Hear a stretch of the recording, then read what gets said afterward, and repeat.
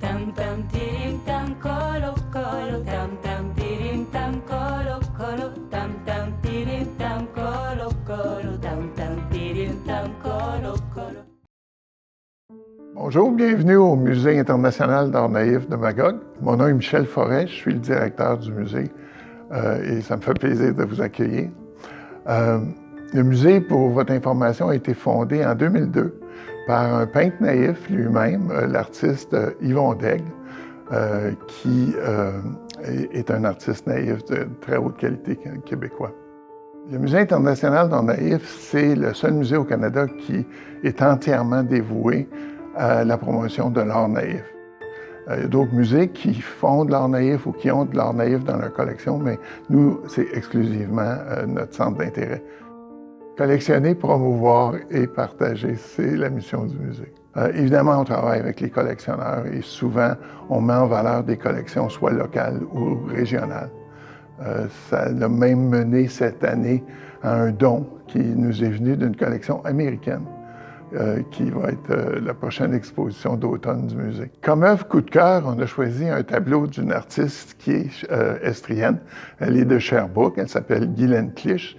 Et c'est une œuvre qui a pour thème la ville de Magog.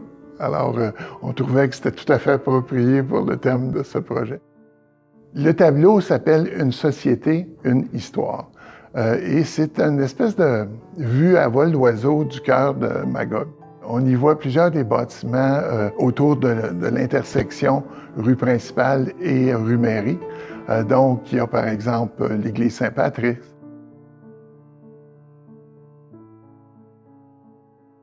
Le musée n'était pas là à l'époque dans l'imagination de Guylaine.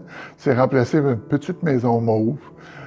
Par contre, on voit la maison Mary. Les gens qui regardent cette toile-là et qui connaissent Magog peuvent se reconnaître. Par contre, comme toutes les toiles naïves, l'artiste s'est permis plusieurs libertés. On remarque par exemple que le mont Harford est dans la cour derrière le musée.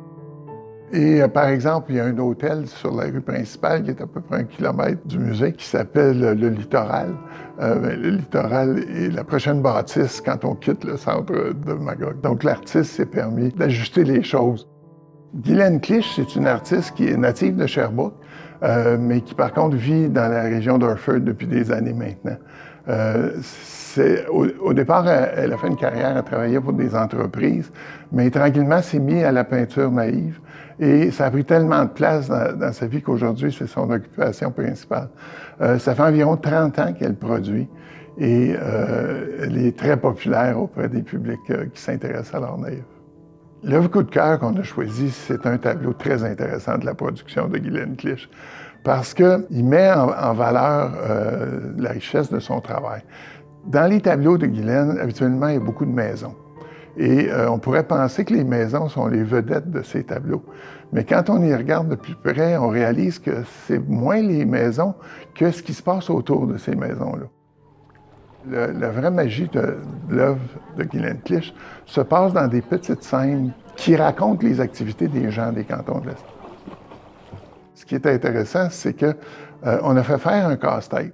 C'est en faisant le casse-tête qu'on a réalisé l'importance et la qualité de son travail en miniature. Mais c'est plein de petites scènes. Par exemple, on a dans ce tableau-là une charrette. Ah oui, dans son tableau, c'est Magog, et les rues sont asphaltées, mais par contre, c'est des charrettes qui se promènent. On en voit une qui est arrêtée au drive-in du McDonald's, là, où est-ce qu'on prend nos commandes. On voit aussi comme il y a une tombola en ville. Alors, il y a une grande roue, il y a des tentes, il y a une foule qui est assemblée. Il y a une sortie de la messe à l'église Saint-Patrice, avec des gens qui jasent sur le perron. Alors, toutes ces petites scénettes-là nous donnent la saveur de l'endroit qui est dépeint par Guylaine. On a eu le plaisir d'avoir une exposition de ses œuvres l'an dernier, et ça se vérifiait dans tous les tableaux. Des grandes maisons qui sautent aux yeux de prime abord, mais 1001 petites histoires racontées en miniature. J'invite les gens qui explorent les tableaux de Guylaine à prendre le temps de les regarder en détail. À propos d'art naïf, ce qui est intéressant de dire, c'est que c'est une forme d'art qui est jugé par plusieurs comme étant marginal ou peut-être d'intérêt moindre que l'art classique qu'on trouve dans la majorité des musées. Pourtant, c'est un art qui est millénaire et c'est aussi un art qui est international. C'est-à-dire qu'on en trouve à toutes les époques et dans tous les coins du monde. C'est aussi un langage qui est universel. C'est-à-dire que tout le monde peut comprendre le contenu d'une toile d'art naïf. Peu importe les cultures, les origines ethniques. C'est un art qui a beaucoup à nous apprendre.